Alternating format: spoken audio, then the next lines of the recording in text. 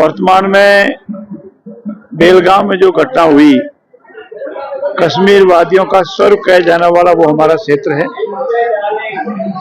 वो केवल किसी हमारे नेता दर्शनार्थियों पर, सैलानियों पर हमला नहीं, वो मानवता को शर्मसार करने वाला हमला है और वो पाकिस्तान द्वारा पोषित हमला है और पूरी प्लानिंग के साथ हमारे निहत्थे सैलानियों पर हमला करना हमारे देश की अस्मिता, मानवता और देश के गौरव को चैलेंज करने वाला है।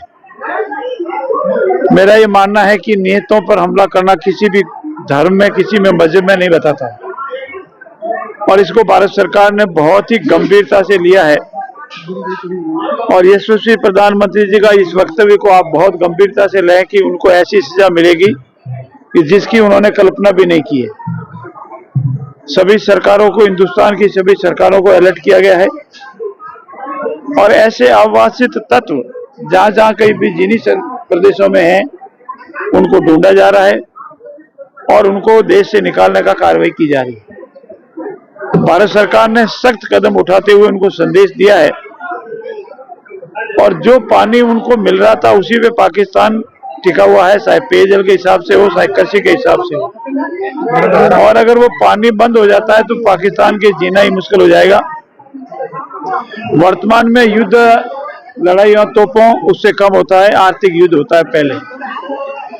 और जिस तरह से हिंदुस्तान ने पाकिस्तान की घेराबंदी की है और ये अगर इसी तरह से थोड़े दिन रहा तो पाकिस्तान में न पेट्रोल बचेगा, न डीजल बचेगा, न पीने का पानी बचेगा।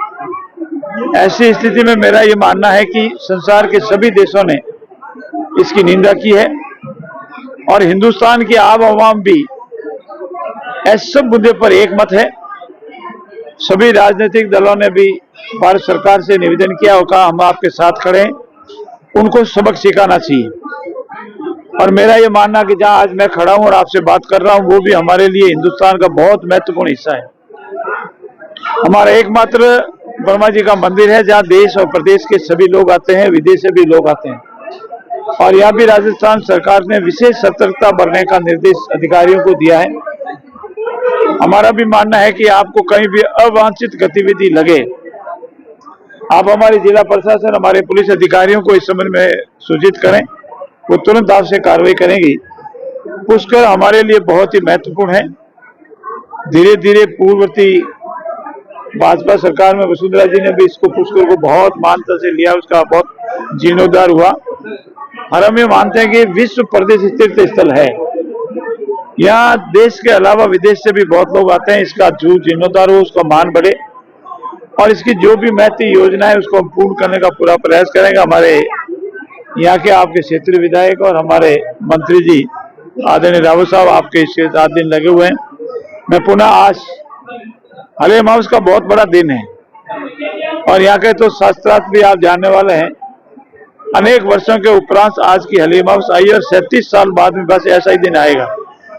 इसीलिए आज दर्शन करके मैं अपना आप को भाग्य मानता हूँ, परम पिता से प्रार्थना करता हूँ कि हमारा प्रदेश और हमारा देश विकसित और समृद्ध बने और सबके घर में खुशहाली हो और अमन शांति पुनः कायम हो।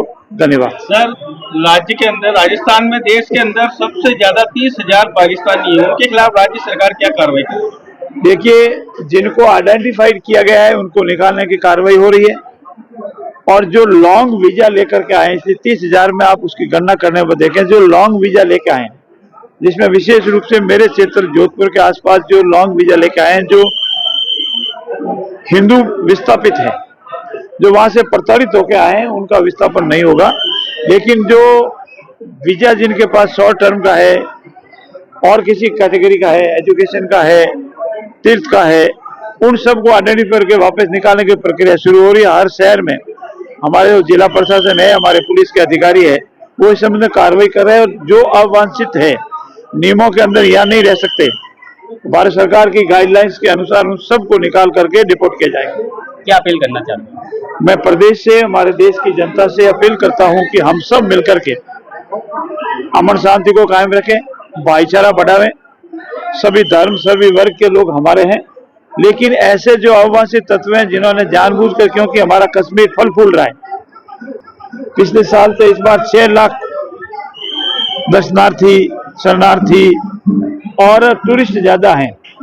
और पाकिस्तान ये चाहता है कि अमन शांति जो कायम हुई है कश्मीर में, जो कश्मीर शैली पुनः धरती का स्वर्ग था वैसे ही कायम हो रही है, उसको एक गलत संदेश देने के लिए उसने कायराना हरकत की है, उसका मुंह तोड़ जवाब मिलेगा।